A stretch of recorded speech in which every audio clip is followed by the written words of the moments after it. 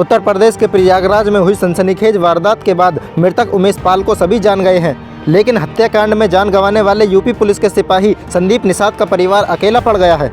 हत्याकांड में आजमगढ़ के रहने वाले संदीप ने ड्यूटी के दौरान अपनी जान की बाजी लगा दी।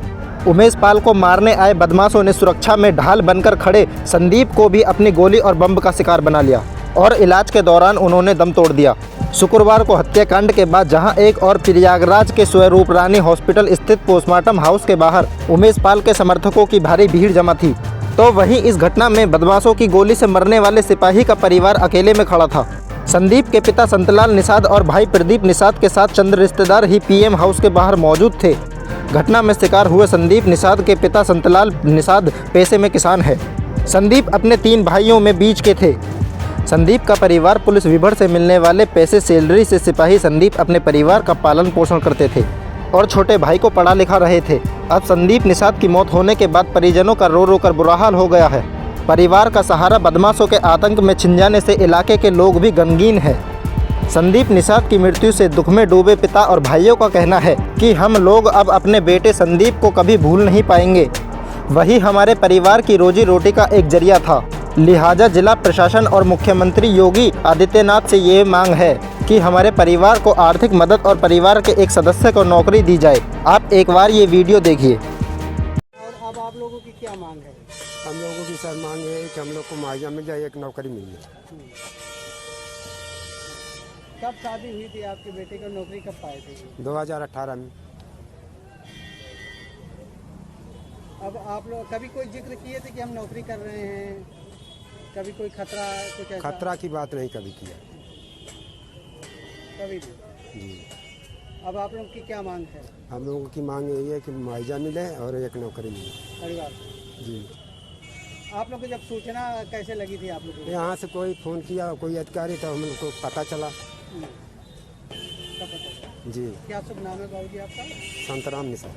कहाँ के रहने वाले हैं? आजमगढ़, हरौला थाना, पोस्ट ईडीसी पट्टी, ग्राम बिसईपुर। सूचना भेजी यहाँ से? सर यहाँ से जो है हमको हमारे मोबाइल पर सर फ़ोन गया और जो है कहा गया कि जो है आप जो है हॉस्पिटल में चले आइए। तो हम जो है चले आए यहाँ, तो देखे आईसीयू में थे हमारा भाई संदीप। तो क्या आप डेथ हो गई, अब क्या मांग है आप लोगों की? हमारी सर यही मांग है कि सर जो है परिवार को मुआवजा मिले और एक सर नौकरी मिले। क्या वही एकमात्र घर में कमाने वाले थे? हाँ सर, वही जो है हमारे घर की रीढ़ की हड्डी था व्यक्ति। हाँ। कितने लोगों का खर्चा चलता था उनके पैसे से? सर जो है उनके पैसे से 8 लोगों का खर्चा चलता था। हाँ। अब आप लोगों को क्या मांग है? सर हमारी यही मांग है कि जो है परिवार को जो है मुआवजा मिले और सर एक नौकरी मिले। अच्छा, उन्होंने कभी नौकरी करते समय ये कभी कहा कि हम जहाँ नौकरी कर रहे हैं वहाँ खतरा है, ऐसा कभी इस बात को? नहीं सर, ऐसा कभी नहीं बात हुई थी। अब बात हुई थी वही साधारण बात होती थी, हाल चाल वाली। क्या शुभ नाम है सर आपका? मेरा नाम सर प्रदीप निषाद। चला और क्या हुआ था? कल सर वो यहाँ से फ़ोन आया उनके पिताजी के यहाँ, तो उनके पिताजी अपने बड़े लड़के को फ़ोन किए, बताया कि ऐसी सी बात हुई है। फिर वो साहब से बात किए तो बताया कि वो इमरजेंसी वार्ड में भर्ती हैं, आप जल्दी आ जाइए। तो हम लोग शाम 7:30 बजे यहाँ हॉस्पिटल में आए तो पता चला कि आईसीयू में भर्ती हैं। फिर हम लोग रात भर यहाँ रहे, वो मतलब देख रहे चलते रहे, तो उनको जो है कि सुबह मृत घोषित कर दिया गया। अब आप लोगों को क्या मांग है? मांग ये है कि सर अब तो जो मतलब हो गया, लेकिन उनका जो परिवार है वो इस मुसीबत से उबर नहीं पा रहा। इसके लिए सरकार जो है उनके घर में एक नौकरी दे और साथ ही मुआवजा दे, ताकि कुछ तो उनका दुख कम हो। अच्छा, उनका क्या सपना था आगे बनने का? उनका वो कांस्टेबल पहले तो सेना में भर्ती होना चाहते थे, लेकिन फिर इसके बाद मेहनत की और वो कांस्टेबल पद पर आए और आगे की तैयारी भी कर रहे थे। साथ ही अपने बड़े भाई को पढ़ा रहे थे, परिवार का सारा खर्च चला रहे थे और एक ही मात्र सहारा थे? जी, एक घर के वही एकमात्र सहारा थे। क्या नाम है सर आपका? रावल निषाद सर हमारा नाम। संदीप निषाद की हत्या मात्र 44 सेकंड के भीतर कर दी गई।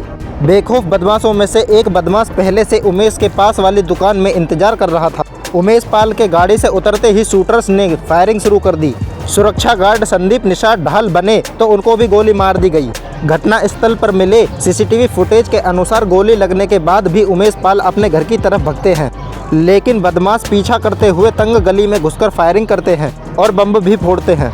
वहीं गोली लगने से कार के पास मूर्छित पड़े गनर संदीप निषाद भी गली में भगते हैं, जिनको निशाना बनाते हुए बदमाशों ने गली में बम मार दिया। फिर घायल अवस्था में संदीप उमेश के घर के बाहर पड़े थे।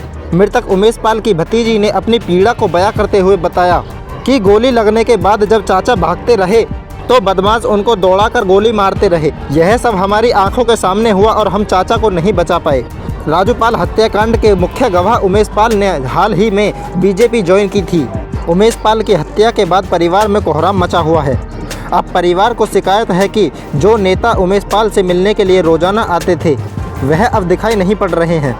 हालांकि स्थानीय विधायक सिद्धार्थ नाथ सिंह रविवार को सांत्वना प्रकट करने पहुंचे। ऐसे ही न्यूज़ देखने के लिए हमारे न्यूज़ चैनल को सब्सक्राइब करना ना भूलें। हम मिलते हैं आपसे किसी नए टॉपिक के साथ। धन्यवाद।